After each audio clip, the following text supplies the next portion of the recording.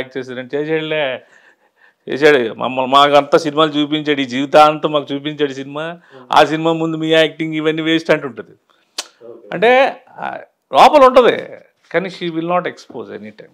అదే. సో ఎప్పుడన్నా ఏ సందర్భమైనా సరే ఆమెకి అపాలజీస్ చెప్పాల్సిన సందర్భం ఎప్పుడన్నా వచ్చిందా? ఎన్నోసార్లు చెప్పాను. ఒకసారి లాట్ ఆఫ్ మిస్టేక్స్.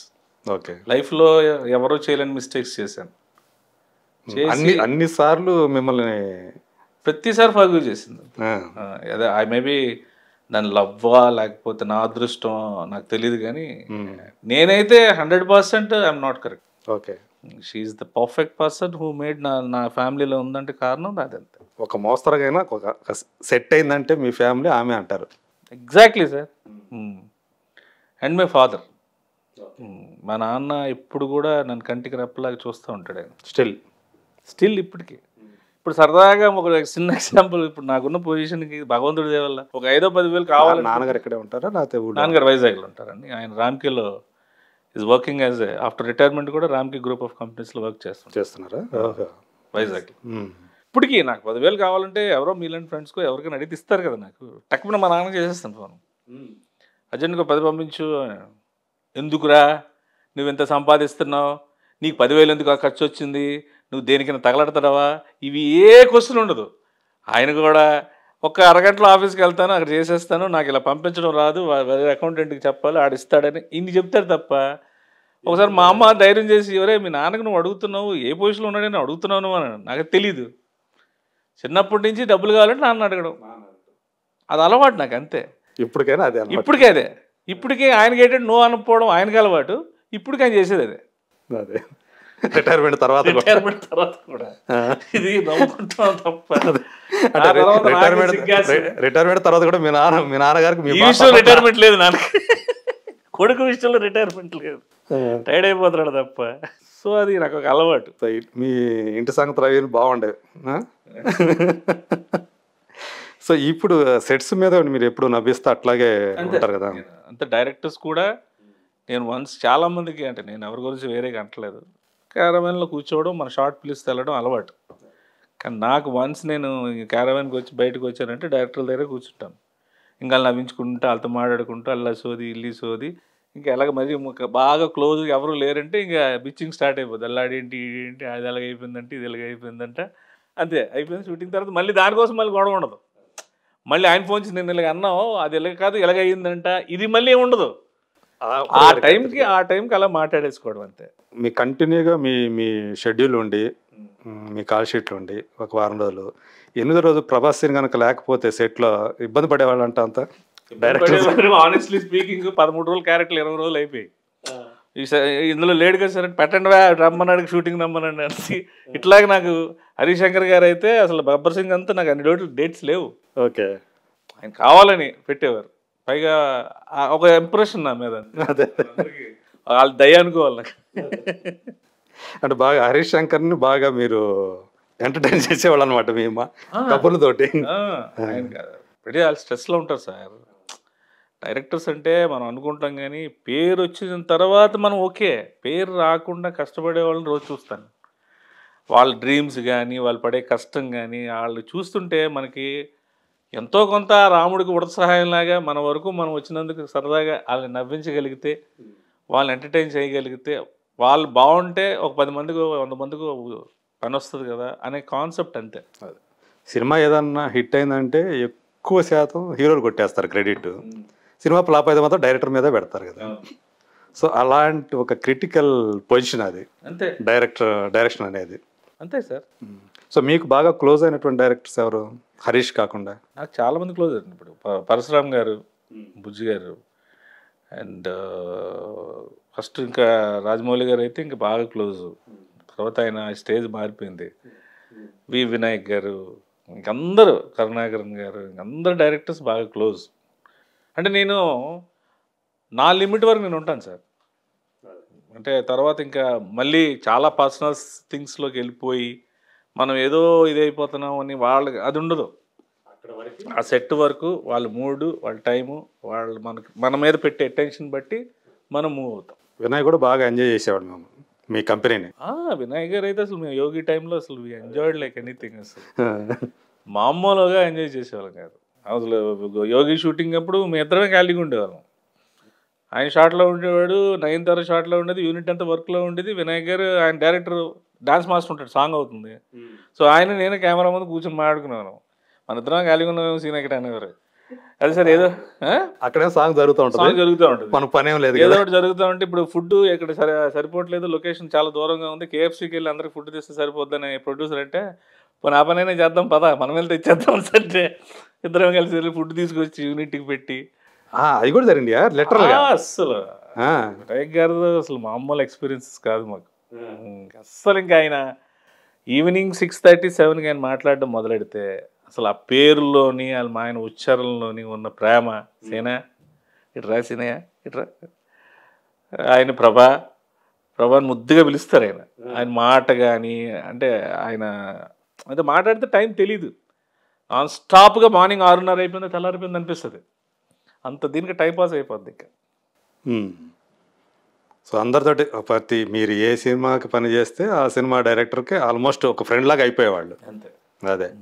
సో అందువల్లే మీకు కంటిన్యూగా ఆ సినిమాలు రావటం కానివ్వండి, అంటే మీ కంపెనీని కోరుకుంటారు కాబట్టి వాళ్ళు కూడా.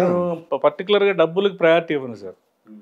ముందు మీరు కొత్త సినిమా చేస్తే ముందు ఆయనతో నాకు పరిచయం ఏర్పడితే చాలు. ఇప్పుడు డబ్బు అనేది చూసుకుంటే ఇంత ఇస్తే కానీ నేను రాను అనుకుంటే ఒక డైరెక్టర్ నాకు మిస్ అయిపోతాడు అనే స్ట్రాంగ్ కాన్సెప్ట్. అండ్ అప్పుడులో నా మైండ్ సెట్కి నాకున్న ఫైనాన్షియల్ థింగ్ దానికి ఏంటంటే, ఇప్పుడు నేను ఇంట్లో ఉంటే ఇప్పుడు ఇదే ఇంట్లో ఉంటే నేను మార్నింగ్ టిఫిన్కి, మధ్యాహ్నం మళ్ళీ మటనో చికెన్కో, మళ్ళీ రాత్రి మందుకి, మళ్ళీ రాత్రిపూట మళ్ళీ దానిలో మళ్ళీ ఏమైనా చూస్తే ఆ మటన్కి చికెన్కి ఎన్ని లెక్కలు వేసుకుంటే ముందు షూటింగ్ పోతే అది ఇచ్చే 10-20 ఒక లెక్కతో వెళ్ళిపోద్ది కదా అనే ఫీలింగ్లో వెళ్ళిపోయాడు. ఇంటి దగ్గర ఉంటే ఖర్చు ఎక్కువే కదా. ఇప్పుడు ఆదివారం పడింది నాకు దోల వెళ్ళిపోద్ది. మళ్ళీ మధ్యాహ్నం తెచ్చుకోవాలి, మళ్ళీ ఇది రాత్రి తెచ్చుకోవాలి, ఫుడ్ పెట్టాలి. మళ్ళీ మీ శరీరం ఇంత దాన్ని తట్టుకునేదా? ఏమో తట్టుకుంది సార్. ఇప్పుడు నాకు ఈ షటిల్ ఆడతాను. అండ్ చిన్నప్పటి నుంచి మనం పల్లెటూరులో ఊర్లో పెరిగి ఏదో ఒకటి ఎప్పుడు యాక్టివిటీ ఏదో ఒకటి ఉంటుంది కాబట్టి ఫోన్లు ఈ టీవీలు అప్పుడు లేవు. మార్నింగ్ వెళ్ళామంటే రోడ్డు మీదకి వెళ్ళామంటే మళ్ళీ రాత్రి పడుకునేంత వరకు తిరగడమే. సన్ను గిన్ను గట్టిగా తగిలేది, స్ట్రాంగ్గా ఉండేవాళ్ళం. మధ్యలో హైదరాబాద్ వచ్చిన తర్వాత మనకి ఏంటంటే ఈ డ్రింక్ ఎక్కువ అలవాటు అవడం వల్ల ఆ హెల్త్ కాన్షియస్ అని కొంత తగ్గుద్ది. ఎక్కడికైనా వెళ్ళాలనుకోండి, ఇప్పుడు పట్టప్పని వెళ్ళేది రేపు వెళ్ళొచ్చులే, ఎల్లుండి వెళ్ళొచ్చులే అనే నెగ్లిజెన్స్ ఎక్కువ వస్తుంది. ఆ నెగ్లిజెన్స్ వచ్చిందంటే కెరీర్ అయిపోయింది. 1-2 సార్లు మిమ్మల్ని ప్రభాస్ హెచ్చరించాడా ఈ విషయంలో? చాలాసార్లు తిట్టారు అసలు. అంటే వ్యసనం అలాంటిది. అదే థింగ్ ఏంటంటే వ్యసనం తెలియదు. ఒకటి ఇదొకటి అంత తొందరగా వదలవు. అందులో నేనేంటంటే అందరిలాగా సొసైటీలు తిరిగేవాడిని కాదు కదా సార్. మార్నింగ్ నుంచి ఆయన దగ్గర పని చేయడం, ఆయన పని చేయడం, మళ్ళీ ఆడ కష్టపడ్డాడు కదా రాత్రిపూట అదొక్కటే ఆడికి ఎంటర్టైన్మెంట్ ఆయన వదిలేసేవారు. నేనేంటి మార్నింగ్ నుంచి వెళ్ళడం, ఇంకా రాత్రి అయ్యేసరికి ఇంకా ఆ విషయంలో ఇంకా 100 ఎదురుగా ఎవడొచ్చినా సరే నాకు ఆ టైం నేను ఆగను ఇంకా. ఎందుకంటే మార్నింగ్ అంత కష్టపడతాను. మార్నింగ్ నుంచి నేను అసలు నవ్వుతున్నా సరదాగా అన్నీ చేసేసి ఆ 1 hour మాత్రం నాకు ఇచ్చారు. సో అదే నేను ఆ రోజంతటికి నాకు ఎంటర్టైన్మెంట్ పార్ట్, అది అలాగా ఎడిక్షన్ అయిపోయింది.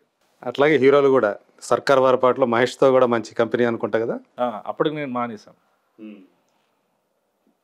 ఆయనతో ఆయన భలే జోవియల్గా ఉంటారు సెట్స్ మీద. జోవియల్గా ఉండే క్యారెక్టర్ కదా ఆయన. అసలు నాకు ఆశ్చర్యం ఏంటంటే మేము కాలనీలో షూటింగ్ చేసాం సార్. మార్నింగ్ 9కి వస్తే ఇప్పుడు వేరే అలాంటి వాడినే ఎవరు అంటే సార్ క్యారవాన్ ఎక్కేస్తాను. అసలు సాయంత్రం ప్యాకప్ వరకు ఆయన క్యారవాన్కి మధ్యలో లంచ్కి వెళ్తారు అంతే. ప్యాకప్ అయినా మళ్ళీ కార్ వేసుకొని అలాగే లొకేషన్ నుంచి వెళ్ళిపోతారు తప్ప ఎవ్వరు ఏంటి అని అసలు ఏం పట్టించుకోరండి. గ్రేట్. అది ఈ సినిమాలో మంచి సీన్ ఉంది. అట్లా సీతమ్మ వాకిట్లో కూడా మంచి సీనే పడింది కదా కాంబినేషన్లో. ఆగడు ఫుల్ లెంగ్త్ ఉంది కానీ ఆగడులో ఫుల్ లెంగ్త్. అవును. ఏ హీరోతో? ప్రభాస్ తర్వాత అంటే మీకు ప్రభాస్ అంటే 10 ఏళ్ళు ఆయనతోటే ఉన్నారు కాబట్టి ప్రభాస్ కూడా మీ కంపెనీని అంతే బాగా ఎంజాయ్ చేశాడు కాబట్టి అంతకాలం ట్రావెల్ చేశారు అనుకుంటున్నాను. ఎక్కడో వైజాగ్ సత్యానంద్ గారి దగ్గర కుదిరినటువంటి లింక్ అది. సో ప్రభాస్ తోటి అంటే చాలాసార్లు చెప్పుంటారు అనుకోండి, ఏ విషయంలో ప్రభాస్ మీకు సలహా ఇచ్చారు? ఆయన సలహా ఎవరండి? ఫస్ట్ ఆఫ్ ఆల్ ఏంటంటే నీది నువ్వు తెలుసుకో అంటారు. సలహా ఇస్తే అంటే అంత భయంతో నువ్వు పనిచేస్తావు. That's not right. ఇష్టంతో పనిచేయాలి, ప్రేమతో పనిచేయాలి. ఎక్కువ టైం ఇస్తారు, రియలైజేషన్ టైం ఎక్కువ ఇస్తారు. చాలామంది కోపం వస్తే వెంటనే అలా ఉండదు. ఈ will take lot of time, patience తీసుకుంటారు. తీసుకొని వాడికి ఇది కావాలి, ఇది కావాలి అని తెలుసుకున్న రోజు వాడి అంతటి వాడే పని చేస్తాడు. నేను ఇలా ఉండాలంటే వాడు యాక్ట్ చేస్తాడు. అది నచ్చదు, యూ డోంట్ లైక్ ఇట్. అలాంటివి ఆయన దగ్గరలో తీసుకోలేడు కూడా ఆయన. సో మనకి కూడా ఆయన టెండెన్సీ తెలుసు, మూడ్ తెలుసు కాబట్టి ఇది ఆయనకు నచ్చట్లేదు, సో మనం అలవాటు మార్చుకోవాలి, సో ఈ విధంగా ఆయనకి ఇచ్చేయాలి అనేది మనం తెలుసుకున్నప్పుడు బోత్ సైడ్స్ నుంచి ప్రాబ్లం ఉండదు. మీరు ఆయనతో కలిసి ఉన్న 10 ఏళ్ళు, ఆయన దగ్గర ఉన్న 10 ఏళ్ళు మీ ఇద్దరు అంత దగ్గరగా ఉండటం, మీరు ప్రభాస్కి ఆయన స్టార్గా ఎదిగిన తర్వాత కూడా మీరు ఆయన దగ్గర ఉండటం వల్ల కొంతమందికి గిట్టలేదని అది డెఫినెట్గా ఉంటుంది సార్. బాగా పిల్లలతో క్లోజ్ అయితే అమ్మాయి ఒప్పుకోదు.